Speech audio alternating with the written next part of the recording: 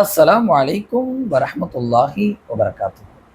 ஒரு அடியான் எந்த அளவுக்கு நன்மைகளை செய்து கொண்டே இருப்பாரோ அந்த அளவுக்கு அவருடைய கல்பு ஒளிமயமாக ஆகிக்கொண்டே இருக்கும்.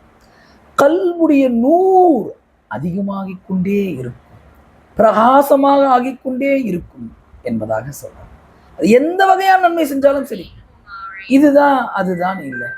ஆனால் எப்போ அடியார்கள் பாவம் செய்ய ஆரம்பிச்சிருவாங்களோ, அநியாயம் செய்ய ஆரம்பிச்சிருவாங்களோ, அந்த பாவத்தின் காரணமாக அடியார்களுடைய கல்வில இருக்கக்கூடிய நூர் ஒளி மங்கிக் கொண்டே போய் ஒளியே இல்லாமல் ஆகிவிடும். அல்லாஹ் அக்பர்.